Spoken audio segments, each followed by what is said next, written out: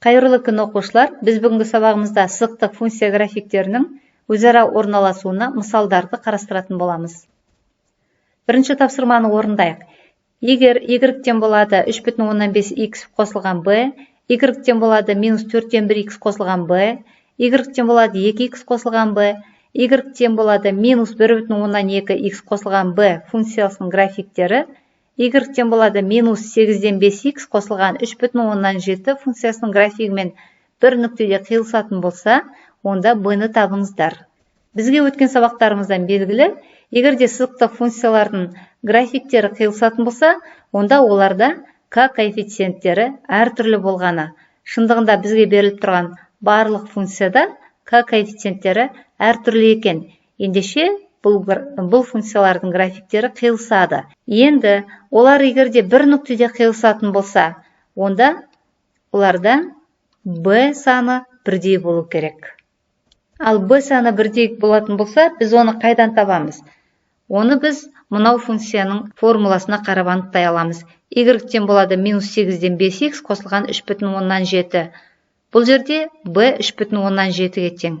Ендеше біз қарастырып отырған барлық сызықтық функцияларда b 3,7 болады екен. Енді осы функциялардың графиктері бір нүктеде қиылысады дедік. Ендеше олардың қиылысу нүктесінің координатасын анықтауымызға бола ма? Олардың барлықтарына ортақ бір нүкте, ол x 0-ге тең болғанда, y b-ға тең болатын нүкте. Яғни b барлығында 3,7. Ендеше 0-де 3,7 деген нүктеде бұл функциялардың графиктері қиылысады екен.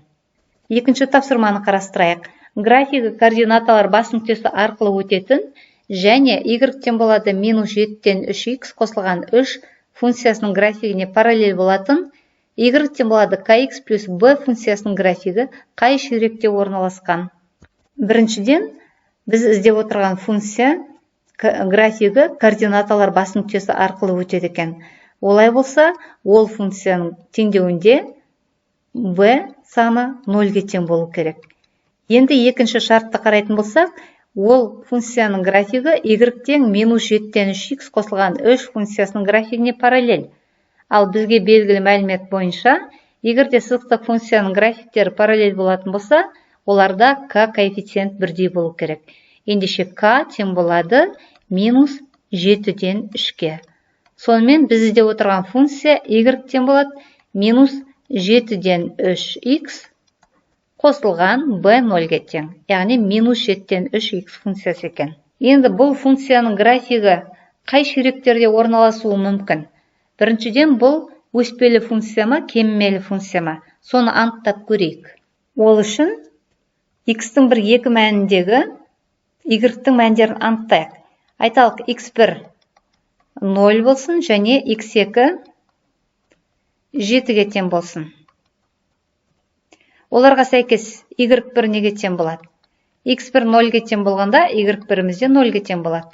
Ал x2 7-ге тең болғанда, y2 тең болады -3-ке. Яғни бұл жерде назар аударатынымыз аргументтің үлкен мәніне функцияның кіші мәні сәйкес келіп тұр. Ендеше бұл функция кемімелі функция. Олай болса, бұл функцияның графигі екінші және төртінші ширектерде орналасады. Біз бұған функцияның графигін салу арқылы көз жеткізуімізге де болады. Сонымен y-тен болады -7-ден 3x функциясының графигін салайық. Ол үшін осы функцияның графигіне тиісті екі нүктені белгілейік. Олар координаталар бас нүктесі 0-де 0 және 7-де x 7-ге тең болғанда y -3-ге тең болды. 7-де -3 нүктесі. Енді осы екі нүкте арқылы түзу жүргізейік. Түзуіміз жүргіздік. Енді көріп отырсыздар балалар. Біріншіден, функция кемімелі екенін көріп отырсыздар. Екіншіден, ол функцияның графигі екінші және төртінші ширектерде орналасқан екен. Келесі тапсырманы орындайық. Графигі A1-де -3 нүктесі арқылы өтетін және ордината осін, ординатасы 3,2 болатын нүктеде қиятын сызықтық функцияның формуласын жазыңыздар. Біріншіден есімізге түсірейік. Ордината оси ол қай ось еді? Бұл y оси. Біз абсцисса оси деп x осін айтамыз, ал ордината осі деп y осін айтамыз. Ендеше ординатасы 3,2-ге тең болатын болса, яғни y тең болады 3,2. X тең болады 0. Сонда y осін 0-де 3,2 нүктесінде қияды екен. Сызықтық функцияның жалпы формуласы y тең болады kx плюс b. Бұл жерде бізде екі белгісіз бар, k және b тұрақты сандар белгісіз. Біз функция графигі 0-де 3,2 нүктесі арқылы өтетін болғандықтан, b 3,2-ге тең деп айтуымызға болады. Ендеше y тең болады kx қосылған b-ның орнына 3,2 жасайық. Осы формуладағы енді k коэффициентті табуымыз керек. Оны табу үшін біз графиктің a координаталары 1-де -3 нүктесі арқылы өтетіндігін қолданамыз. Яғни, егерде функция графигі a нүктесі арқылы өтетін болса, онда осы нүктенің координаталары мына теңдеуді қанағаттандыру керек. Ендеше x-тің орнына 1-ді қойғанда y -3-ге тең болу керек. Яғни, k көбейтілген x-тің орнына 1-ді қоямыз, қосу 3,2 тең болу керек -3-ге. Осы теңдеуден k-ны табатын болсақ, k тең болады -3, -3,2. Яғни, k тең болады -6,2 болады екен.